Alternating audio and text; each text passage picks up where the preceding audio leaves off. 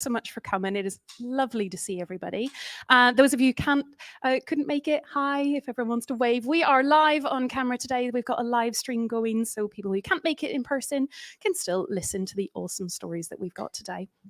So, welcome everybody. My name's Laura. I'm your host for tonight. I work with Data Cove, and we kind of sponsor this event that Silicon Brighton put on for us for Brighton Py. Woohoo! So, thank you so much for coming.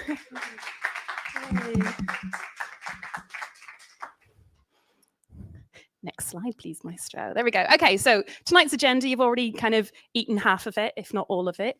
We've had some pizza and refreshments, and hopefully you've had a chance to get to know each other and chat with our new name tags. So we're building our community, which is awesome.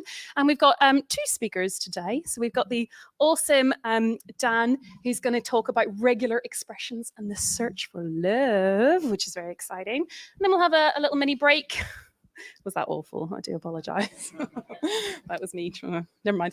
And then we're going to have Adrian come and talk to us about the power of cloud computing as well. Okay. And then do some questions, any closing remarks, if you want to then stay and chat, or if you want to take it to the nearest watering hole, feel free, continue the discussion on, but feel free to connect with each other, join in. We have a hashtag. We're going to create a hashtag. So if you want to do hashtag Brighton Py, feel free to be as social as you like and help promote us and make sure that you're getting the word out there how awesome Python is. Next slide, please.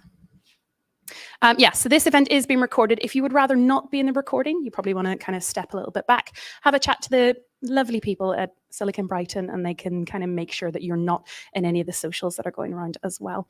But yeah, we do have a hashtag which will come up. Although it's just Brighton Py, it's not difficult. And got a couple of people to come and speak to you about some housekeeping. So I'm going to introduce Rowan first. Rowan is in charge of Berkeley Labs. Yay. Hello, everyone.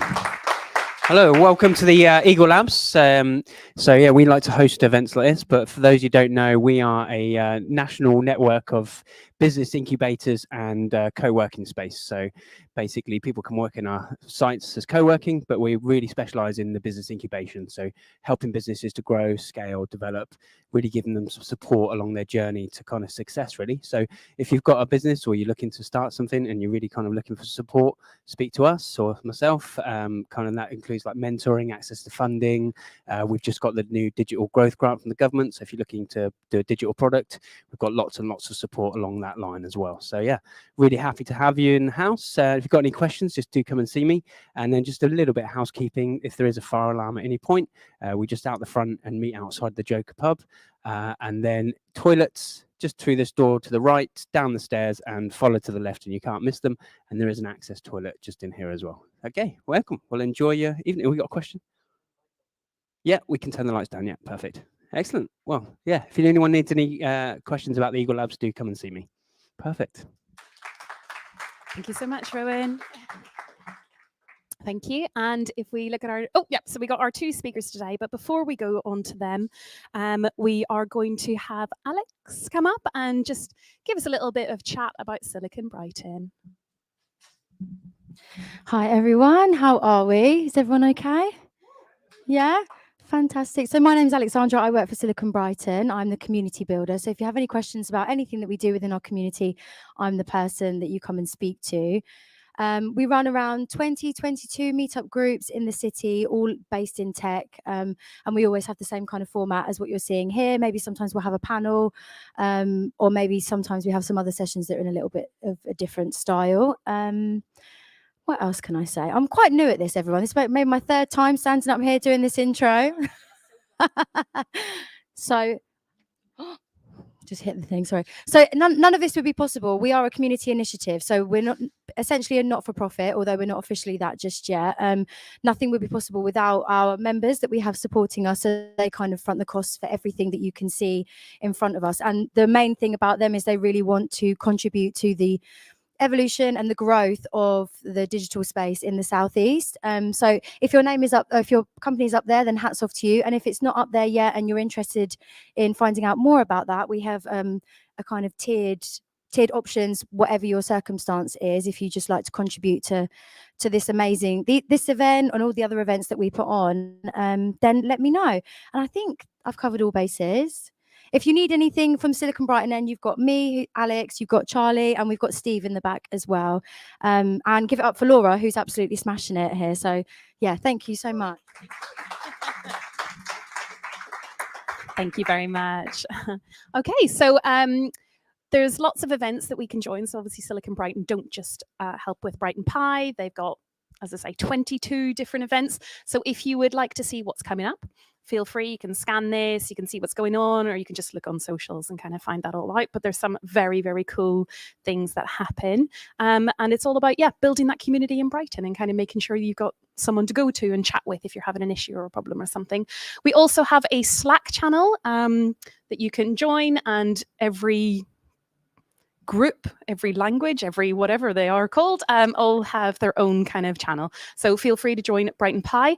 At the moment, I actually think we got 2 Slacks. One is like an older Slack, so I think that's going to be discontinued. So if you want to join the Silicon Brighton Brighton Py channel,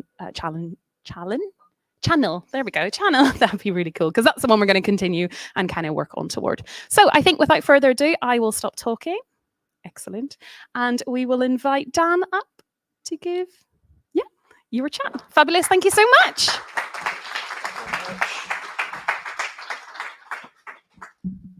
Thank you very much. I did like your intro for your little woo up my talk.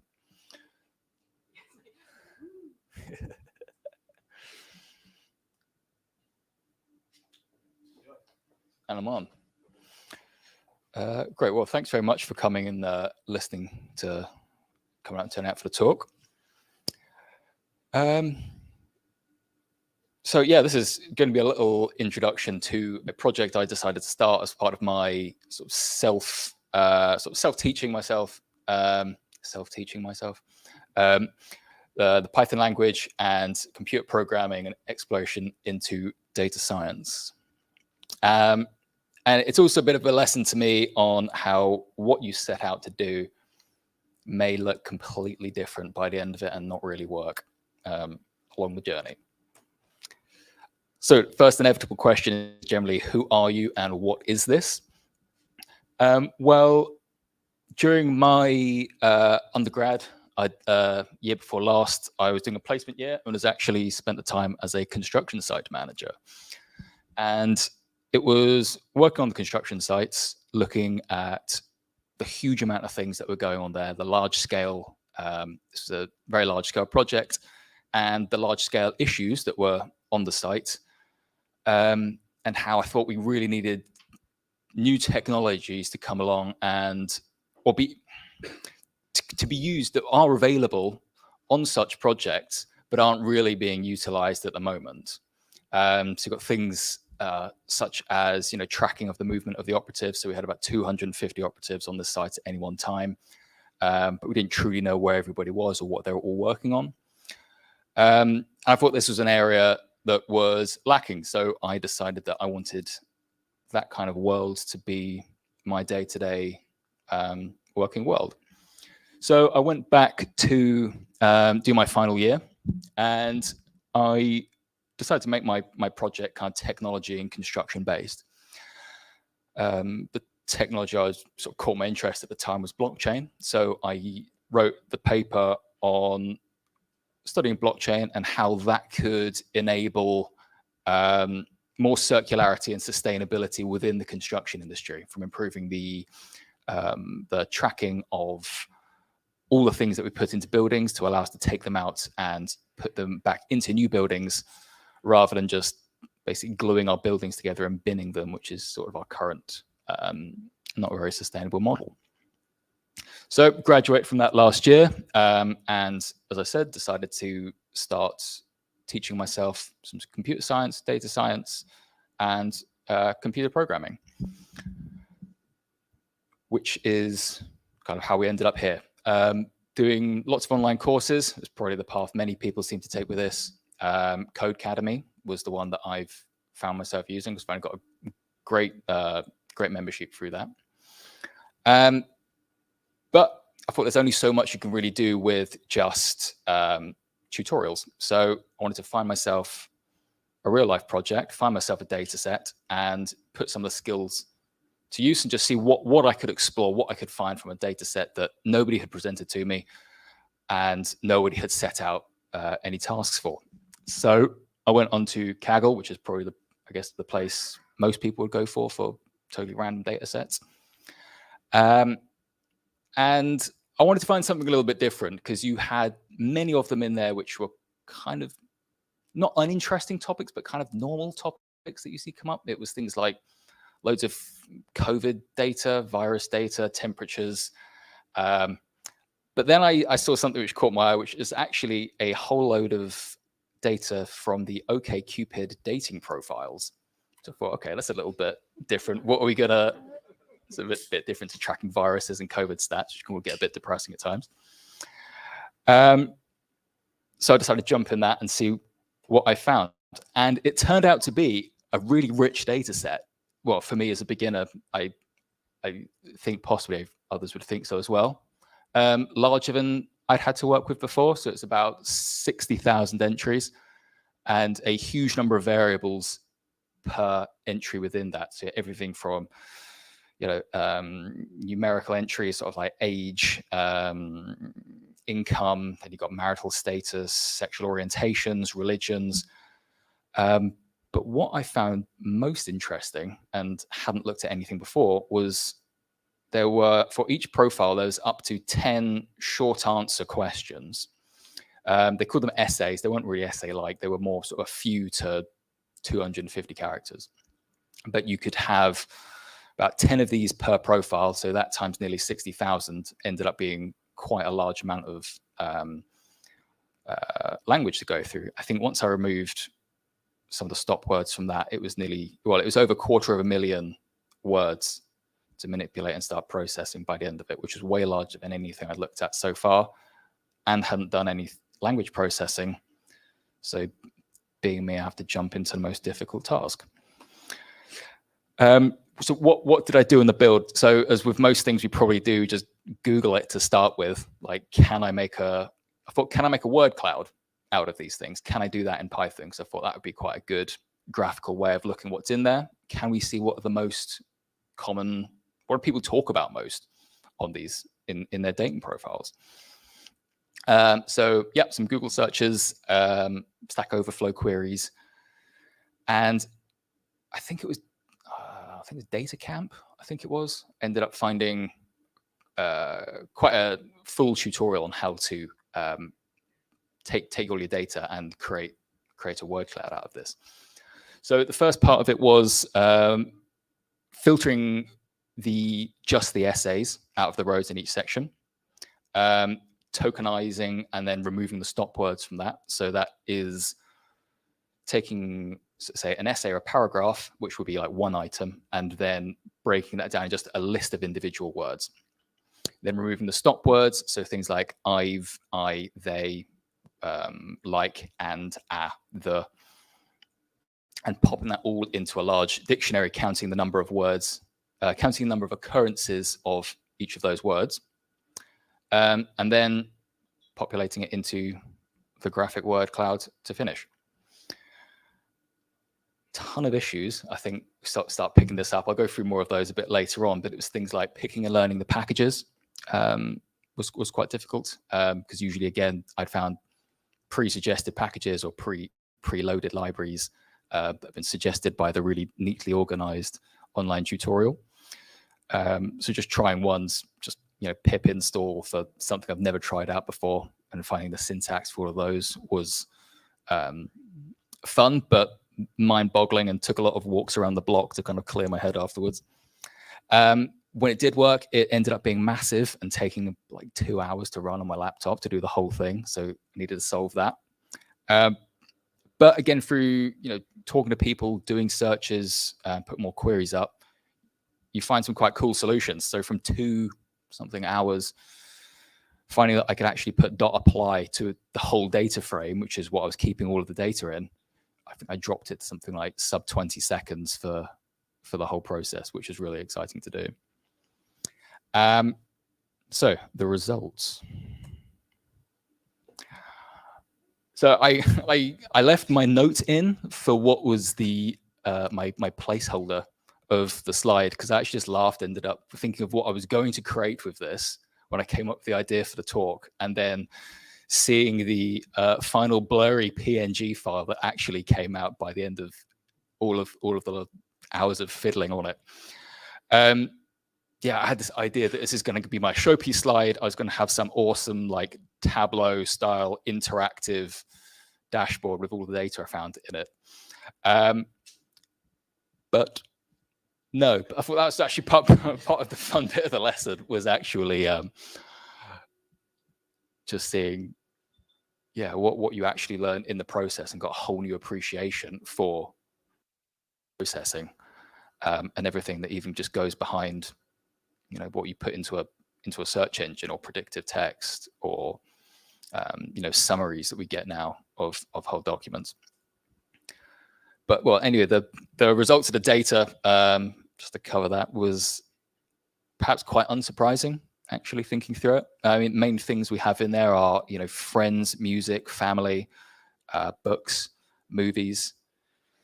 But it's quite an interesting tool to look at actually where my programming model was actually lacking as well, because you can still see things in there like, really, would, I'll with no apostrophe, I've.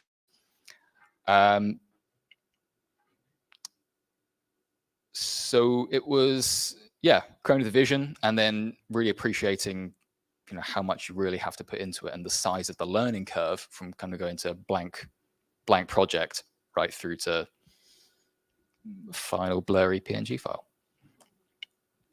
So what was the learning curve, which is partly what I thought I'd come up and share as a kind of self-starter in this. Accessing the data was a challenge because you have, I suppose in many of the tutorials you get, it is just one, you put in your paragraph, you copy that and then you put that. Whereas actually I had 60,000 rows. I think it just began in the CSV file. So then wanted to convert that into something I was a bit more familiar with, something I could sort of use more powerful tools on. Yeah, it wasn't just one piece of text, and there was a bit of excitement drop when I realized that I had got the whole thing to run, and then I had only processed the first of the sort of 60,000 rows in the whole thing, and realized there was many thousands still to go, which required a whole new program or program elements to it. And that's when I found it was actually going to take about 2.5 hours to run at that point. So yeah, that was it. Nested loops equals hours and hours of runtime. How to remove the punctuation, the stop words.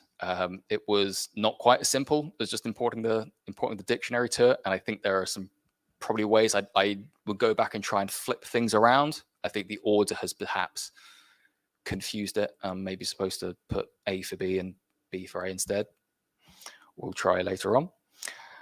Not today, don't worry. Yeah, formatting the picture to get it to match the colors of this is really, really hard. I thought, yeah, that'd be at least I can make that part of my sort of like slick presentation element of it. But trying to change the colors of word cloud is, I think, is the most, I can say is easily the most complicated part of the whole thing, was just changing the colors on it. I don't understand why it's so hard. That is still to learn. But so it's also actually by the end of it, getting the words, I thought, well, I mean, the words don't really actually give us the insight I wanted. In the end, possibly it would now be, can we expand it to start looking at phrases? Can you start picking out group terms of things that will say, I really enjoy particularly, or it could be, you know, I mean, friends was the most common word. It could be, I'm actually sick of all of my friends and just want to meet somebody instead. So friends on its own, does it really give us any context other than it's frequently used? So yeah, the insight from just jumping in and doing this has been so much more than just doing the online tutorials. What would I progress with it? I think I've covered some of it already, but you could do, yeah, tidy up the stop word removal, look for phrases instead. When that's all smooth, you could create more filters to start could you start looking at the themes by demographic, because this was a global group, predominantly states, but you could look at Europe, America, what are the different stares there, male, female, income demographics. which is why I was quite excited. It was such a rich set. I saw all of this before I realized how hard it was to actually produce like the whole language processing. Yep, could make it into some, factor it into some other tools, learn a whole new set of skills with a bit of web development as well. So yeah, if you like what I've been doing, I do a bit of freelance work, also looking to just get more out into the industry. If you liked anything I've mentioned or just want to chat about it a bit more, get in touch. And thanks very much for sitting through the presentation.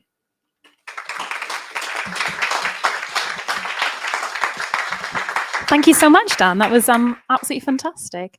I think Adrian's just arrived. Welcome. We'll give you a few seconds to like chill out. So just breathe. He's just sprinted down. I'd like to do questions for this one, if that's okay. Are you okay to do some questions? Sorry, may as well, and then just give everyone a bit of a breathing space. That was awesome. Thank you so much. I love the idea that actually the coding was fine and it was trying to make it look pretty that screwed you over. But yeah, that's that kind of, we all know that's what happens. But yeah, really, really interesting. Thank you so much. Is there any questions online? Maybe I should go to these guys first. Have a little think because I'm going to come to you guys next. You're going to have one ready. Oh, we're starting now. Okay. Us, should we have any questions? Anyone in the room? Yes, please. Jason. Hi, Dan. Thanks for this. I'm doing a lot in natural language processing at the moment, so it's always good to see what other people are doing in terms of their approaches. What did you find most surprising once you'd gone through all the pain of processing and extracting words and doing your dictionaries and everything else? Were there any words or combinations that struck you as quite surprising for people looking for love?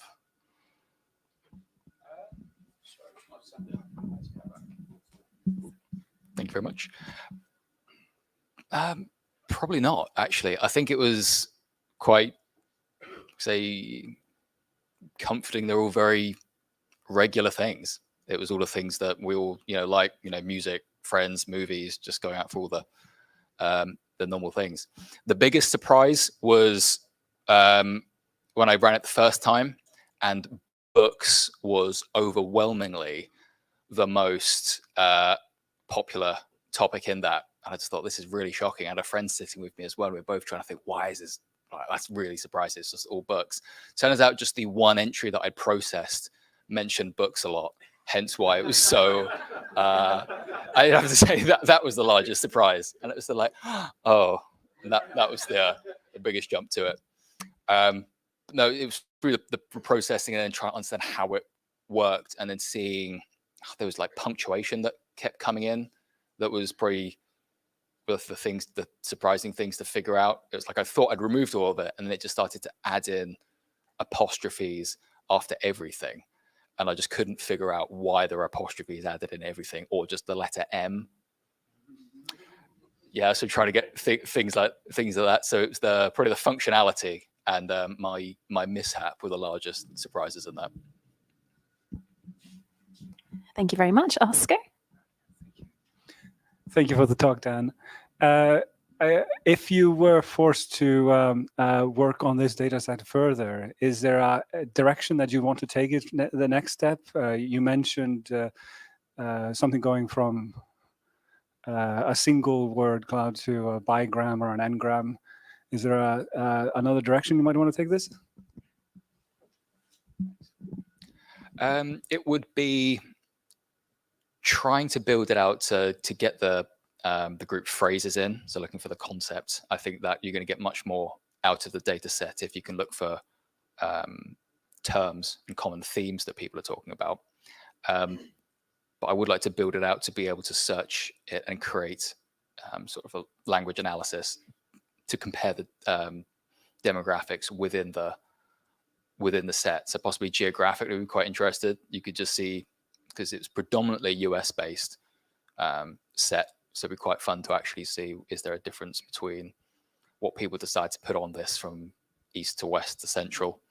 I think that would be quite a fun thing just to see if they're, once you get the themes going, what's going on if you break it down per group. I think that'd be quite cool. Thank you, Keith. Thank you, Dan. So what libraries did you find the useful ones, and what ones are you thinking of using moving forwards? I mean, I don't do data engineering, but I'm thinking pandas and plotty must be in there somewhere. And I was really hoping you were going to have a regex chat up line and prizes for anybody who's got one. Yeah, I think the most irregular expressions ended up just being more the little pun in the title, I think of it.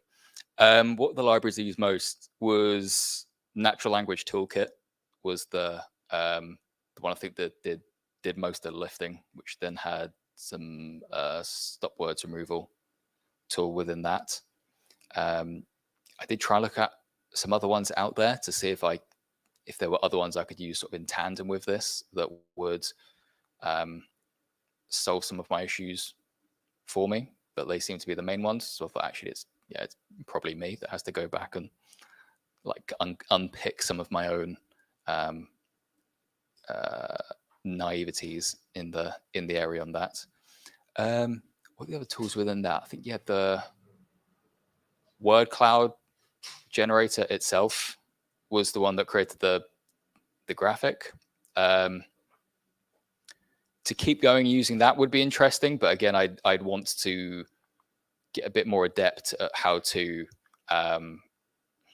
tune it. Because I suppose part of what you actually want to create with it is a nice looking image for whatever purpose it is. Because actually the word clouds themselves are good for giving an impactful overview of what's in the set, but actually don't strictly tell you very much very accurately. You kind of want to do that more with like a like histogram on the side or something like that. But word cloud would be a good one to be able to understand how to create those nicer images with it. So frustrating as I found it, as I expressed, that would be one I'd like to get in for the for the communication element. That would be a good one to work with. Thank you. Right, we'll just take one more in-house. If you've any other questions later, you'll stick around, won't you? You'll happily chat. Thibaut. Hi. Yeah, just a quick question, actually. Have you tried slicing your data set? Because you showed us at the beginning that, every record, every entry is like as 18 characteristics attached to it. So have you tried, filtering your basically your description sentences, and then seeing if it's like you can generate a different word cloud based on, I don't know, like is it a woman, is it a man, is it whatever, like all the characteristics you showed. It would be, I think, quite cool to see what it gives. Is there a difference, like Splitting it up. You mean sort of splitting it up into like male, female, US, like Texas, California, things like that. That will probably be the next stage I'd like to get to it with. But yeah, that would be an exciting element to do. I think I wanted to get that far, and then I realized, oh wait, the talk's like 2 days, so I probably don't have time to figure it out. I've got to make the slides, and that's when I just jumped into the pain of the color scheme. I got stuck into. I'm thinking maybe now I should have just focused on putting the data for like the demographics, but I chose pain instead. So Lovely, thank you so much. I've got one little thing, sorry, before we jump on to our speakers at home or questions at home. If you do go into looking at the difference between demographics or genders, for example, are you then going to sell your services to help people know exactly what to say to find love? I mean, should I put that out for free, or would I like? I'm still single, so I haven't actually found any clear answers from this yet. So don't hold your breath on that too much. But yeah, it could be like my new little shop that I come up with, writing auto. Well, I don't know. Combine it with a chatbot. Once I find the answers, put it in. Profile's written for you. Just keep it within. I can't keep it within the room because we're now live streaming, as I've just said. So it's my gift to the internet there. Thank you very much. Right, you heard it here first. Yeah, free love advice. So we've got one question online from our dearly beloved Jeremy Horn, who would like to know is there anything that you wish you'd known before embarking on this analysis that would have made your life easier?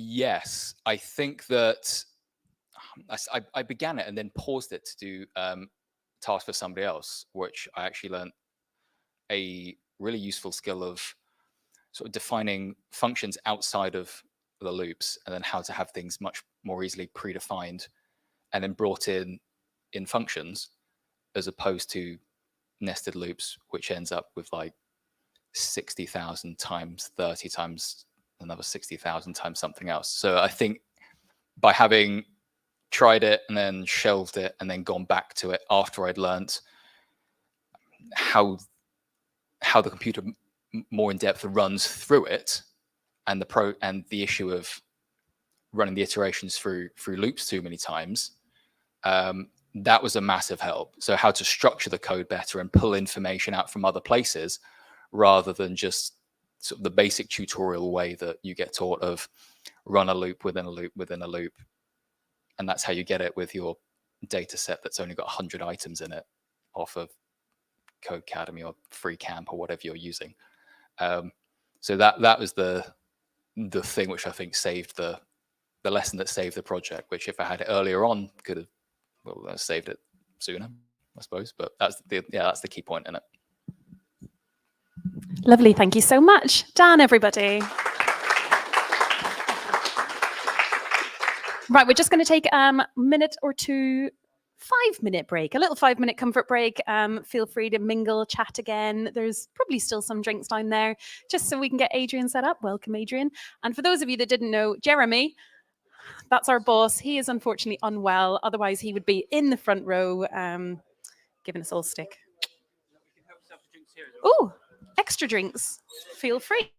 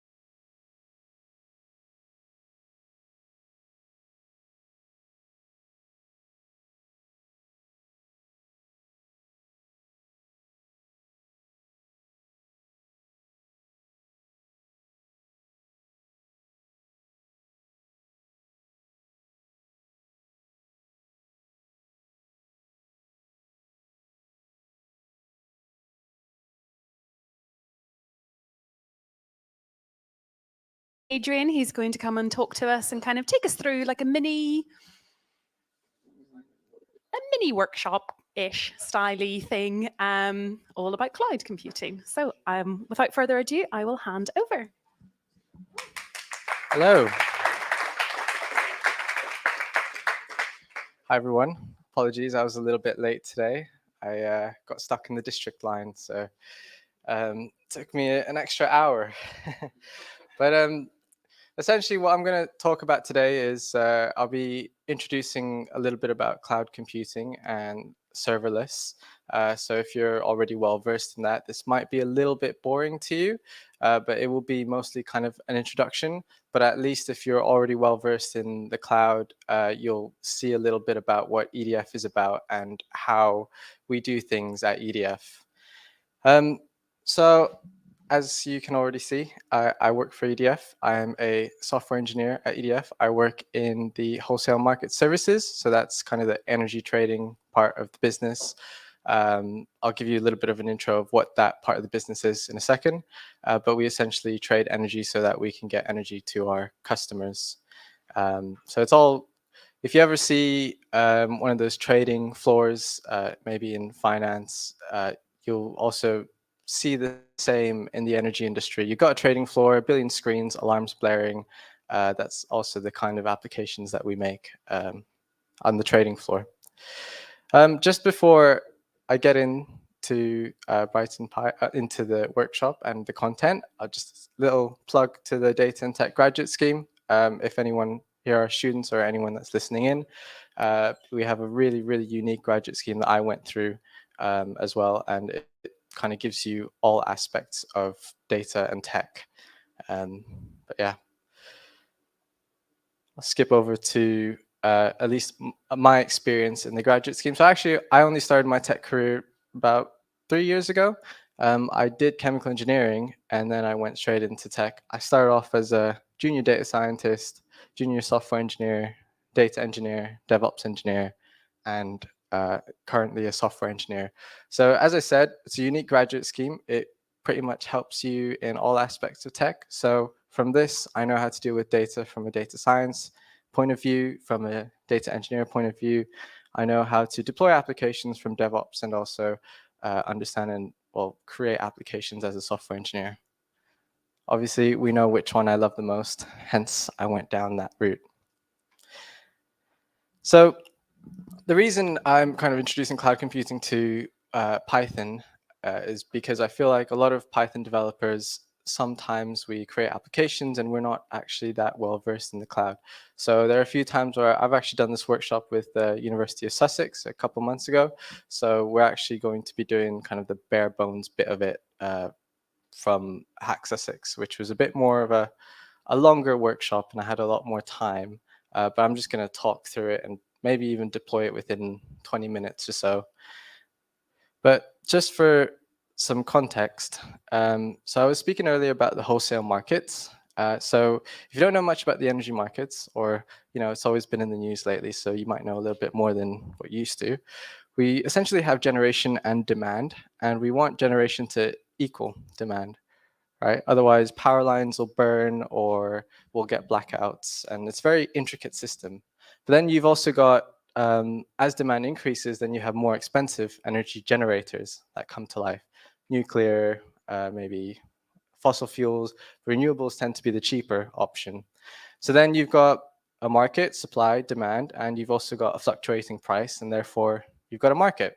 And with a market, then there will be buying and selling, which is what we do in wholesale market services. And we're kind of the glue. So as a supplier, we'll then have to take energy from the generators and get it to the customer somehow. Even when we have our own assets, we'll also be buying it through the market, but at a fairer price. And this can be through various other exchanges like EPEX Spot or Nord Pool here on the right-hand side. So we don't need to go into detail on the timelines of things, but this is essentially just talking about how you can buy energy as far into the future as you like. So there's a base load. So we'll always know. So for example, I know that this is the amount of energy that will be consumed. Anything on top of that is what we call adding shape. And as we get closer, that's usually what it is. So this is our structure. So if you ever want to be a software engineer, I'll be putting the careers page after this. We are overhiring at WMS. We're trying to overhire because we're an expanding part of the business.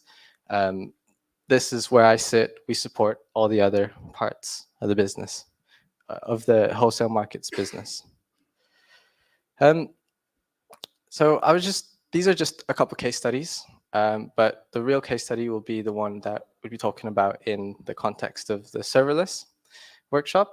But these are just a case study just to talk about how we collate costs, and we need applications to essentially get costs from the market, market prices. We have a team called volume forecasting, which takes the forecasted volume.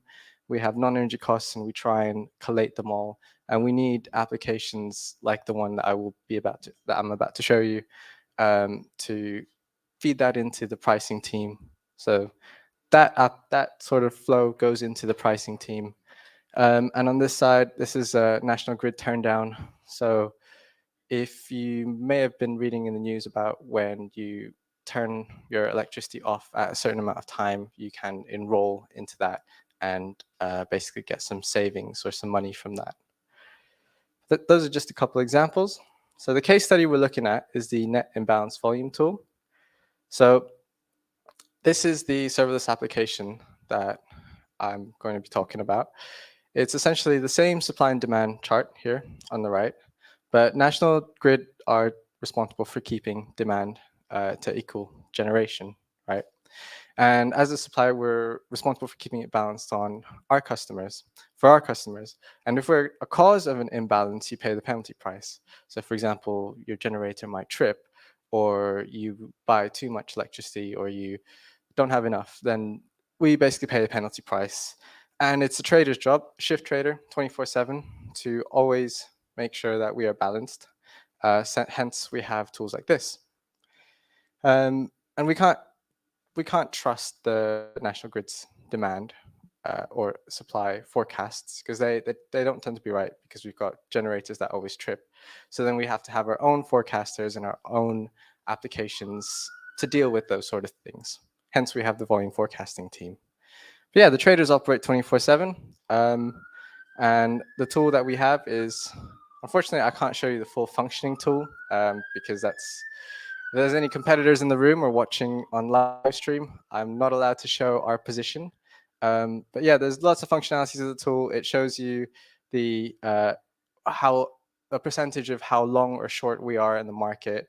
It shows you a tracker on the wind, a tracker on demand, a tracker on the interconnector screen. So interconnectors are, I'll get back to that. I'll get back to the interconnector bit in a second, but it's essentially the connections between countries. So we can actually buy and sell energy between that. So I was talking about a serverless application. So we tried to make this as serverless as possible. But obviously, we do have a lot of legacy systems. But the application essentially is hosted all on AWS. This is where the power of cloud computing comes in a little bit. We have a lot of lambdas. Which are cloud functions, for those who don't know. So it's not really a typical application where you put it all into, say, you host everything all on your computer and then you deploy it onto a server. It's a lot more decoupled, and there are quite a few benefits on it that I'll touch in a second. But that's how we've approached the application. So there's a lot of queues and SNS, simple notification service, which essentially notifies the next part of the application. So there's quite a few benefits with decoupling applications. It helps with scalability, availability, and if something goes wrong, then you pretty much know where it is that you need to fix. So if this Lambda, for example, goes wrong, we'll pretty much get an error. So there's some observability. So we'll know we need to fix that Lambda. But that's pretty much a really good way to hedge yourselves with an application. So on here, we've got our own systems. So SDDT is our own system. We have a few databases that we pull in with a Lambda. We've also got an SNS queue, simple notification service. And we take that from sorry, I forgot the name for it, but it's a queue that one of our Alexon, which is basically the body that oversees some of the trades. So there's a queue. Forgot the name of the queue. Yeah, but that we take the data from there and we process that through the Lambda and then through another queue. But this is where the core part of the application is. We've got data inside a DynamoDB, which is a NoSQL database. We also put that data in an S3 bucket, but the recent data we keep in the DynamoDB. You can think of it kind of like a caching system. And then we just have one API. So the design, you can have multiple APIs, but we've just kept it one because we're trying to keep it as simple as possible. We're only polling similar data. Data is separated by settlement periods, so we trade at a half-hour basis. So that's the NIV tool. This is an example of one of the screens. I know there's a lot to it, but the traders like it messy. They always like it messy. They like weird noises and just full of screens, full of charts. They want to fit as much as they can onto the screen. So sometimes if you think of UI stuff, you can, some of the stuff about CX, and that kind of all goes out through the door, because with the trader, you just want everything on the screen and that's it. That's why we don't pay attention too much on how it looks. It's always a fast-paced environment where we always want something out. But this is just the interconnector screen. So I was explaining earlier about interconnectors. So we want to know the flows of interconnectors, electricity flows between the countries. So I think we've got Belgium here. We have WD is within day and day ahead. So we'll know the forecasts and also the current outturn of what's happening now. So for example, we've got outturn here for France, which is the blue dotted line of what's happening now, which explains why it's stopping here. So settlement 47, that's like the half hour that we are in at the moment. So not right now. I must have taken the screenshot at, wow, at 11:15. I was up late. But yeah, that's one of the screens for the NIV tool. Like I said earlier, high voltage cables to other countries. We can trade across the interconnectors. And now with this case study, I'm going to deploy a light version of this where we pretty much build a tool for the short-term trading team. It's completely serverless and it gives the live flows of electricities between the country. So just a light version of this screen without all this nice stuff. Well, messy stuff, but also just the chart. So this miniature application is pretty much going to do a few things.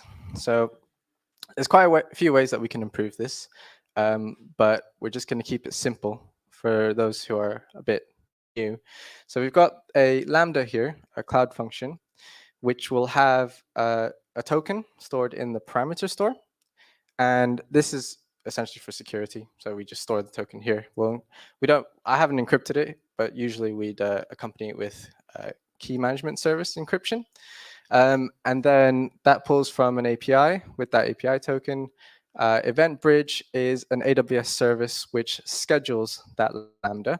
So we'll schedule it for, I don't know, every 5 minutes, 1 minute. It depends on how often you think the data might come and how often you want to poll it. It'll then put it into a NoSQL database, the DynamoDB. You'll also have another Lambda, which pulls from that DynamoDB, and then an API gateway. So you'll create your own API so that can pull in data from the Lambda, which pulls it from the DynamoDB. Where your front-end code will be hosted will be in an S3 bucket. So that's a storage bucket. You can pretty much store anything in S3. It's the most versatile part of AWS. You can put any sort of data files. It'll be a React front end. So the first time I created this, I knew this was going to be for a Python crowd. I did this as well for London Python. I'm actually one of the co-organizers for London Python. So if you ever come up to London, just join in on those meetups. But yeah, I tried to do PyScript because it was a London Python meetup, but it just was a disaster. And I don't think PyScript is as developed yet. But there was a few JavaScript concepts I had to integrate into making PyScript work. But I gave up in the end, and I just put React on there. And then we can front it with CloudFront. I can go into CloudFront a bit more detail later, but it's essentially a content delivery network. It's got quite a few advantages. You can link it to a domain name. When you are in a different country, for example, it can do some nice caching. You could associate web application firewalls with it. So it's just kind of something that you can think of that you would front your application with for various network reasons.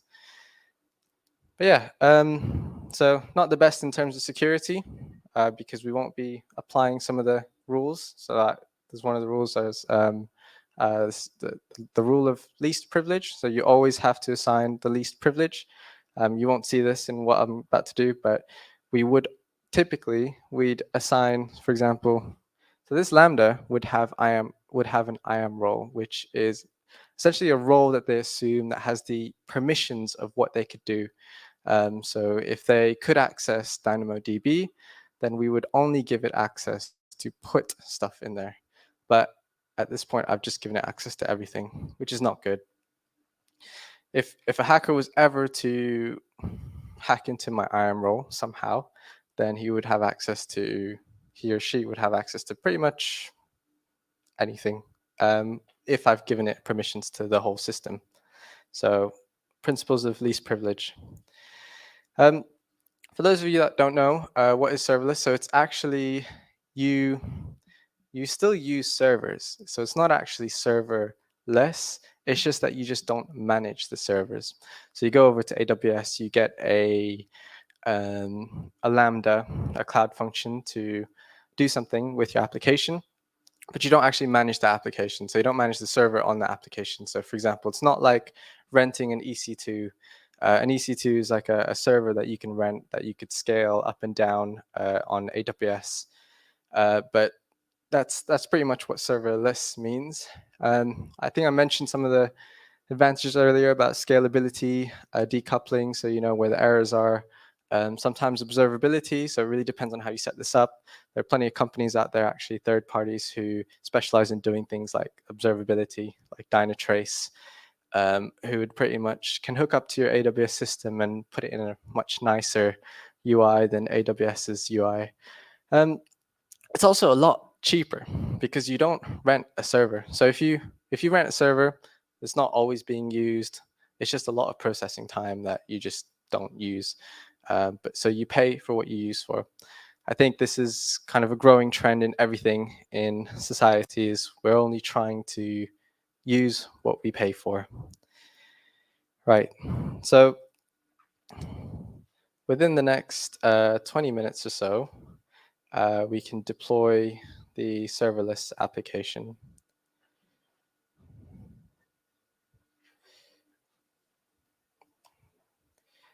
This is not opening on my window, but yeah, I'm sure that's fine. All right, so I'm going to log into my AWS account. This is my personal AWS account, and it's on the free tier. So if you sign up for AWS, you have 12 months of free tier. That's essentially a certain amount of, it's not a quota, it's just you can use specific services for free. So usually, for example, Lambdas, S3 buckets, and all the basic stuff is usually for free. Yeah, so before I get in onto this, I was just going to say I am going to use infrastructure as code for some of this. And this is just so that I don't spend about an hour trying to build every single bit. But most of this will be built by infrastructure as code. So with infrastructure as code, it's sort of a really good best practice thing as well. So when you're, for example, when you're working for a company and you want to build something, say, I like to say DevOps should be its own role, but actually I feel like a lot of software engineers have started to assume the DevOps role. So all this kind of infrastructure as code is being adopted by a lot of software engineers now. I'm not saying the DevOps role is redundant. I'm just saying there's a lot more available out there for software engineers. So infrastructure as code is a best practice and it's also something that makes things a lot easier. So whenever you deploy something onto the cloud, for example, sometimes if you want to have a few environments, development, pre-production and production environments, you won't always replicate it. You're a human, you're going to make some errors, you're going to mess up and not replicate exactly what you've done in development, for example. So then you've got infrastructure as code that will keep it completely consistent, and also it will be a best practice for you to manage. So for example, someone might say to me, oh, could you please add this new rule on this database? And all I have to do is change the code, and then the rest of my pipeline will take care of it for me. It'll deploy to development, pre-production, and production, right? So that's infrastructure as code. So my favorite is Terraform as infrastructure as code. Terraform is a cloud agnostic language. It's actually really, really simple. It's pretty much like a descriptive. You can pretty much just write. If you read a Terraform piece of code, you'll pretty much understand what exactly it's doing. It's just building resources for you. This here is CloudFormation. I did it in CloudFormation here, which is AWS's infrastructure as code, because when I did this workshop, people were doing it with me. And I wasn't able to set up permissions with Terraform to their AWS account. So it's best we just keep it simple, put it in a single YAML file, which can be uploaded to AWS. So what this infrastructure as code is doing is it's pretty much setting up the resources. So for example, here, I'm setting up that S3 bucket here. I'm also setting up the bucket policy. So that's the permissions behind the bucket. So again, the set of rules with an IAM role, similar to an IAM role, but a bit more different, specific to the resource. I'm setting up the CloudFront, which is what I mentioned earlier about the content delivery network, SSM parameters. So it's usually just inputs like this. For example, here, property name, and so API token. That's the API token that I'll be using to pull in something from the API. And that's just storing into the parameter store. So all this here is just defining what resource you want built. And so you don't have to waste your time into going to the console and building these things. And that will take some time for you. And also for the best practice elements that I mentioned earlier. So what I'm going to do is I'm going to go to CloudFormation. And upload this YAML file.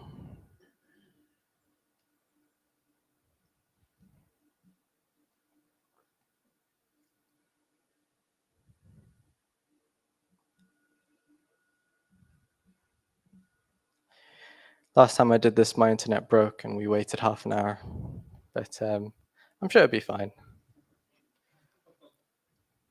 Right, so I've already got it saved here. I'm going to open that YAML file. So that was just the file I showed earlier. Click next. Let's call this Brighton Py stack. So the token, there are options as well in IAC, in infrastructure as code, where you can put in inputs, and this is one of them. In CloudFormation, you can put the inputs like so. It's pretty much in the code. These are the tokens for the API. It's not that bad that I've shared them. It's not a security risk or anything. It's very public API. You just need to create an account for it.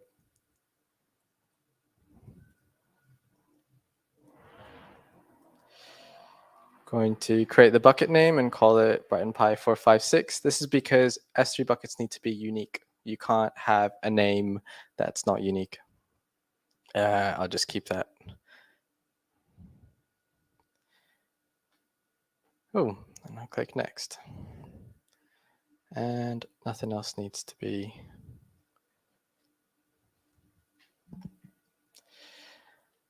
So now that's creating, what's going to happen here is it's going to create the resources. So CloudFront will probably take the longest. So in the meantime, I'll just talk through the architecture again. In hindsight, I should have done this. I should have started it 5 minutes ago because we've already spoken through the architecture. But yeah, this again, the CloudFormation will build this, but it won't have the code in it yet. We're going to do that manually. It's not going to build this because I want to show people how to create an API and how easy it is to do that if you've never done that before. It will create this, but it will not have the code in it yet. It will create this, but it's an empty database. The permissions will all be set in there. It will create the event bridge, but I haven't linked it yet with the Lambda. And it will create the parameter with what we've inputted earlier. And this is just the API, so that's not being created at all. But that's the infrastructure. And within the infrastructure as code, going to see if there's a good example here on IAM roles. So here is the role. So this is the role, the set of permissions that I've set for that Lambda, for example.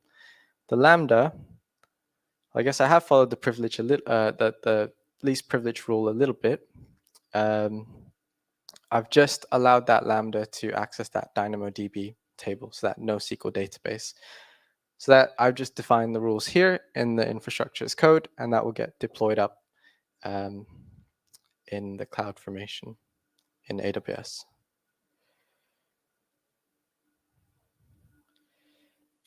Right.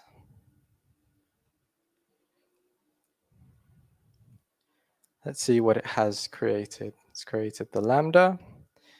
I bet it's the CloudFormation because that takes a while. But if all of these are created, then no problem. We can go ahead and have a look at them.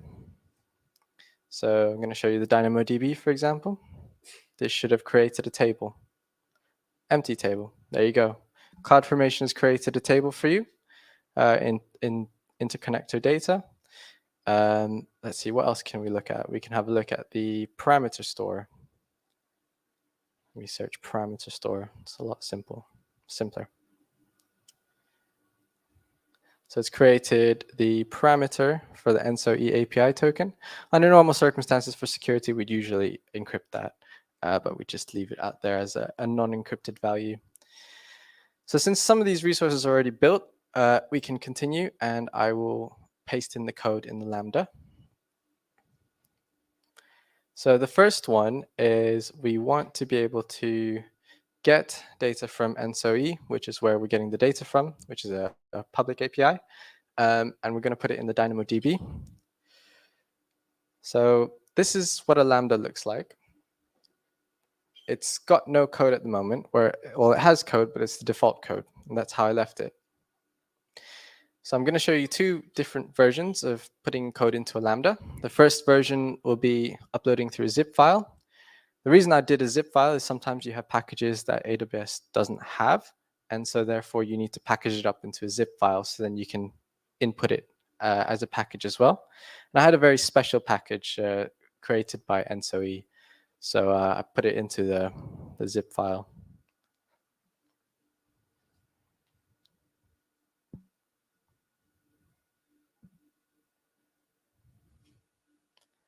Lambda.zip.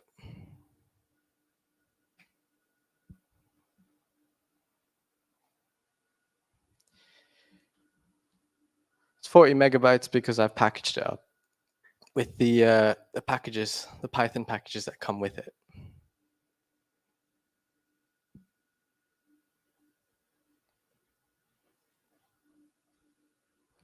Cool. So that's in there now, and I'm going to add a trigger. So we created an event bridge schedule earlier, so I can just add that on here and link it together. Brighton Py, yeah, that's the one. So I scheduled the expression for 1 minute. So every 1 minute, it's going to activate this lambda.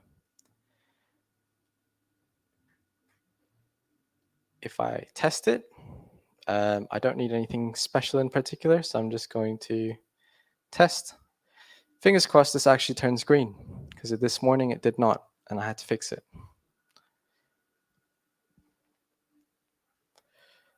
Oh, whilst we're waiting as well, let me show you the code. So everything that was in that zip file was actually, oh, it's disappeared. Where did I put it? Oh, the Python files disappeared. It used to be in this folder. But what it was essentially a Python code that pulled in from the API. I think I might have moved it because I needed to zip it up into the file this morning. So, but it was essentially just some code. This is the other Lambda function. This here is the Lambda function that pulls in from the DynamoDB onto the API. And it's pretty much just, it uses Boto3. So for those of you who don't know, Boto3 is a Python package that interacts with AWS. So you can use Boto3 to interact with SSM parameters, secrets, or you want it to deploy a database. You can. Boto3 is very, very versatile, and you can use it for anything. But I probably would not advise you to use Boto3 to be deploying databases. You should leave that for some other infrastructure as code. Boto3 is pretty much a Python package to interact with AWS resources. So going back, that should have finished. Yay, successful. Right, so I'm going to go to the DynamoDB, and you'll see that the data should have populated.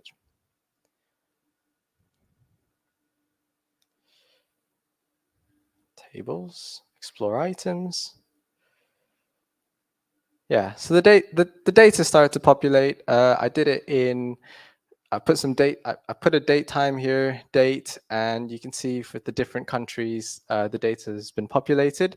And that Lambda will pretty much run every 1 minute and start populating this table. Now we should take care of the other Lambda. So there's only 3 other things left to do, is to paste the code into the other Lambda, create the API gateway, and upload the S3 bucket code. And we should see a function with just a graph. So this Lambda will pretty much pull from the DynamoDB, copy paste that code. So there's this code here.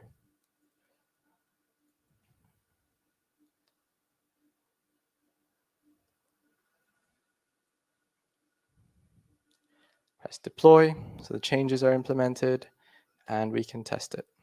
Oh, we can pick any event is fine. Let's call this test.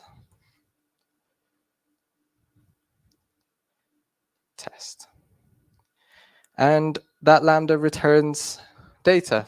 Lovely. Okay, so we created a Lambda that returns data. Now we need to front that with an API gateway, so we can access that Lambda, trigger that Lambda, pull the data into the API. So let's do that. Head over to API gateway. Let's create a REST API.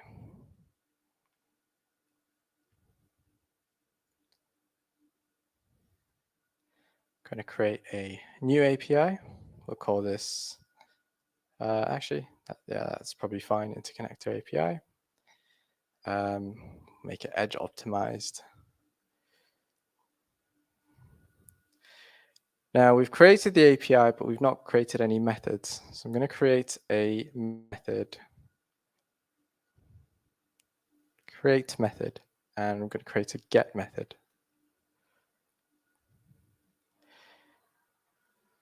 That get method, I'm going to link it to the Lambda that we just tried earlier.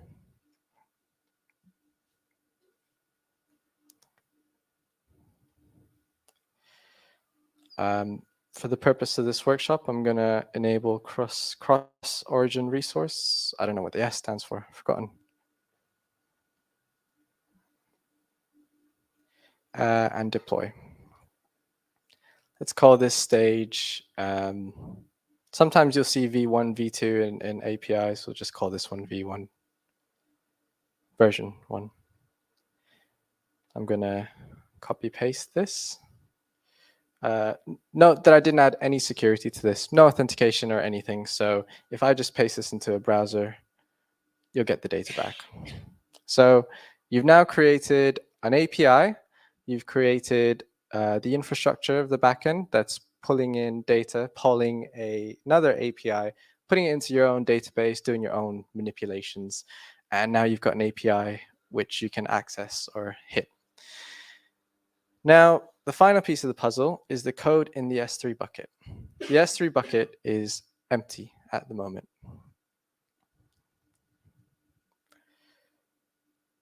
This is the S3 bucket, Brighton Py. Yep, that's correct. And I'm going to upload the code into here. I'm just going to drag and drop. AWS is a little bit funny sometimes. If you press add files, you can't add folders. If you add folders, you can't add files. So the best thing you need to do is to drag and drop. Oh, hold on.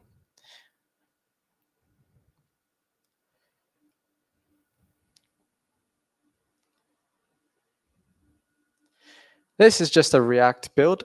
So it's just using chart.js, and it's just a chart, and it will pull that API so that it can output it onto a screen.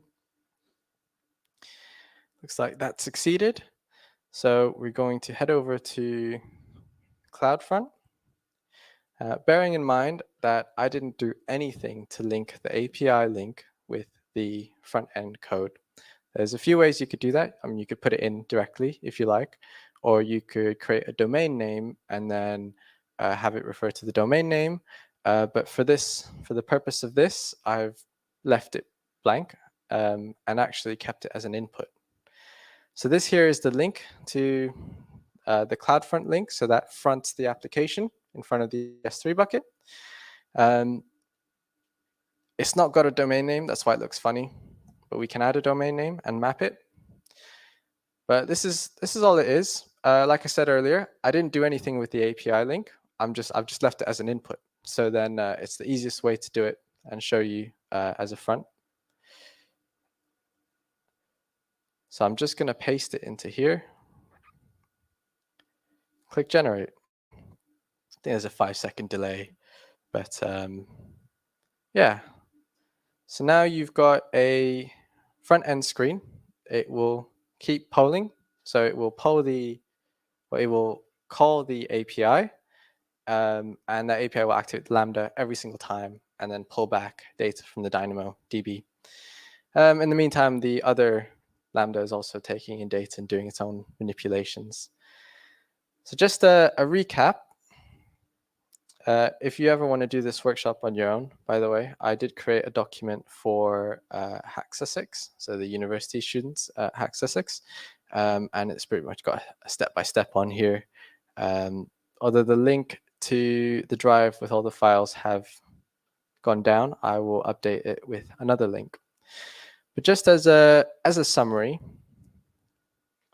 what have we done? We have used infrastructure as code, and we've deployed pretty much the bare bones. Then we've added the API gateway, added the code in here, and added the code in here, which they all can be automated with infrastructure as code and with some sort of CI/CD pipeline like GitHub Actions or code build or code pipeline. It can all be automated with all these relationships between each tool. A lot of the tools we have at EDF are just upload to GitHub and it's deployed. So that's how we operate within wholesale market services. But that's it for me. I'm going to leave this QR code up here. It's the careers page in case you ever want to work for us. But yeah, cool.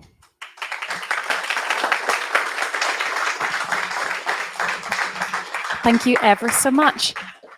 Gosh, you're brave. Imagine doing that live in front of everyone, and it worked. First time I was sitting there going, please work, please work. Really impressive. Well done how that just was effortless. I was kind of going to offer, maybe I should like, do you need 2 hands to code? I'll hold your microphone, but none of that. It was just, you made it look so easy. So thank you very much. Have we any questions in the room? Oh, go on. Yes, thank you, Ray. How do you assign the resources for the Lambda? Like, or do you not need, like, because what if some of the functions are quite intensive? What happens then? So by assign resources, do you mean how do I make sure that Lambda knows how much compute? Okay, yeah. In the Lambda itself, there's actually quite a few settings. So you can choose how much it can process as a maximum. And there are also other settings I could probably show you, to be honest. So there's a few settings on here. This might become a very long answer if I end up showing you. But you can control the compute and the limits behind it. I think it's under configuration. Yeah, I thought it was under configuration. It might be under general configuration. Oh, a few of the options are here. So you can assign it a memory at a timeout. So sometimes the timeout, I think the default is like 30 seconds or something, or less even. So be careful. Sometimes your Lambdas might just die out of nowhere. Which is why it's also actually important that we add queues into our design. So sometimes we have a design where a Lambda is supposed to be activated, and that Lambda is never activated, or it fails, and then you just lose whatever it was supposed to process. But then you fix that by adding a queue in front of it. So there's like think of it as like a stack of books or whatever that Lambda needs to process. And that top stack will never get deleted unless it's been processed. That's a little bit of a tangent, but something that I just wanted to put out there as a best practice. But yeah, you can specify a few other settings for the Lambda to ensure that the compute doesn't go over what you want it to do.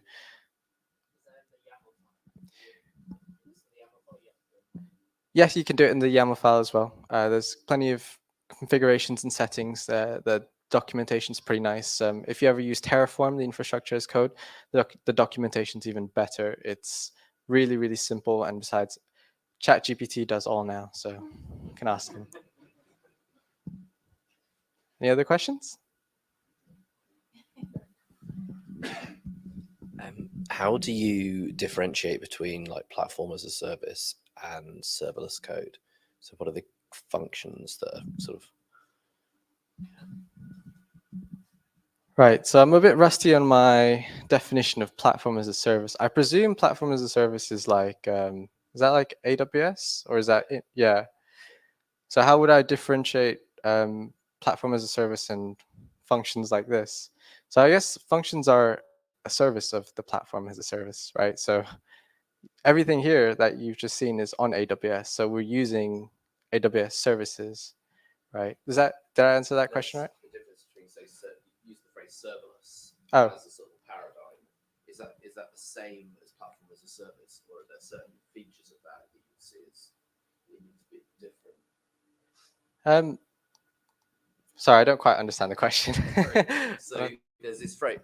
There's a phrase platform as a service, and you've used a phrase serverless.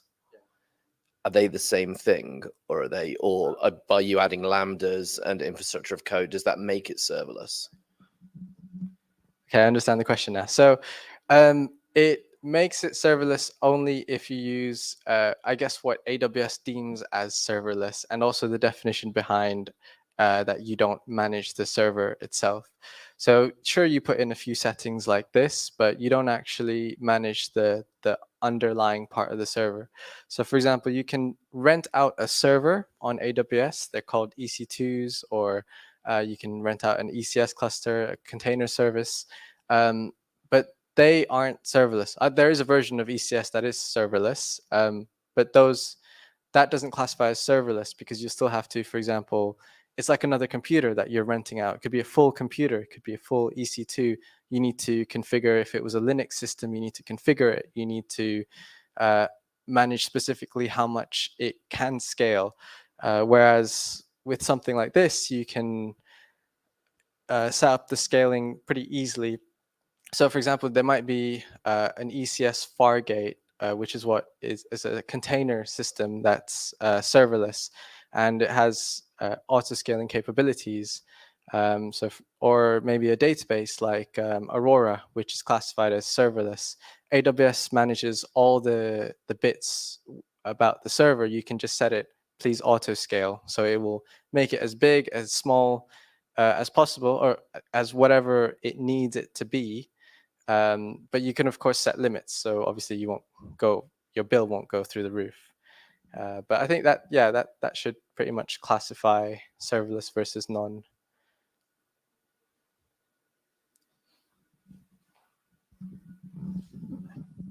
Thank you. You talked earlier about the trading floor operating 24 hours a day. What are some of the challenges with designing and deploying software that will be used for the entire working day with presumably no downtime or anything like that? If I'm honest, it's very tricky because we are a software engineering team that only works on weekdays, but we also have a consultancy called TCS, Tata Consultancy Service, and they're based in India. So they actually they handle our out of hours quite a lot. But of course, we also have tools that we own ourselves that TCS can't handle. And during those times, we occasionally get called in on the weekends. And this is only if it's really, if they're really desperate. So for example, if we could be losing millions by the second, sometimes there are incidents where, for example, a certificate renewal wasn't accounted for. I don't know if that's probably happened so many times out here. It's such a common thing. And we'd have to get pulled in. We'll log in and we'll just renew a certificate over the weekend. Yeah, that the big challenge is being the out of hours support. So we try to mitigate that by making sure TCS knows and manages. So for example, those certificates that I was just talking about earlier, TCS has a list of those and it's in their system, so then they can fix it when required. So it's not always on us. But yeah, we do occasionally have to get pulled in on the weekend or out of hours to try and fix something. But then following that, we also have an incident report. So if it's something that causes significant financial loss, then we'll have to create an incident report and figure out what we need to do to make sure that it doesn't happen again. So there, we tried out of hours support, and we also have an incident flow. Loads of questions. I don't know. Let's give it to you. You choose, please. Okay, we're probably only going to take a few more questions because it is nearing 8 o'clock, but I'll go to Andy. Thanks. Similar question. If it's got to be up sort of 24/7, how do you go about deploying stuff without breaking the system or having an outage? What's your approach? So we have environments. So we typically don't do releases on weekends or out of hours because obviously the things can potentially break. So we pretty much have a rule in the team where if it gets to say Thursday, Friday, we won't deploy anything because there could be a risk that it will break over the weekend. So we try and deploy things in the morning and also early in the week. And the other thing is with the environments, we have quite some thorough testing. It's quite difficult sometimes because we always need to get applications out the door. But we have environments. So we've got the dev environment, the pre-production environment, UAT environment, integration environment. Sometimes we have quite a few environments before it even gets to production. So we'll have loads of testing and our stakeholders will make sure. So that I've actually just added a page to the net imbalance volume tool. And that took a lot of time before I could even deploy it. So I had he's essentially a product manager that makes sure that everything is tested and works properly. Testing is very important. Yeah. I'm going to ask any other questions if you see and come and chat to Adrian yourself, just because I don't want to hold anyone up. But guys, another round of applause. Thank you very much for both of our speakers today.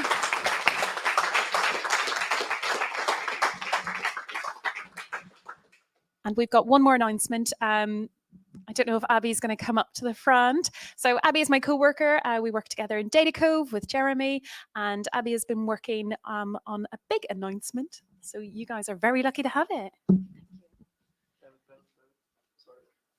I mean, prior to this, I said to Laura, if you force me to come up here, then we're not talking at all ever again. So work is going to be very quiet tomorrow because it's always me who talks. But hi, I'm Abby from Data Cove. I'm a data analyst. And very excitingly, we're trying to revive the R scene in Manchester. So yes, the wrong language at this conference. But if you know anybody that lives up north and would be interested, then please do send them the information, as we would love to have them. So thank you very much. Thank you very much, guys. Thank you to the big thank you to the team. These guys are amazing and so supportive. Feel free to stick around, chat for a little bit longer. You don't have to rush off. And if you all desire to go somewhere else and continue the chat, please do. But yeah, connect, join in. Looking forward to see you in 3 months' time when our next one is. Otherwise, from that, good night from us.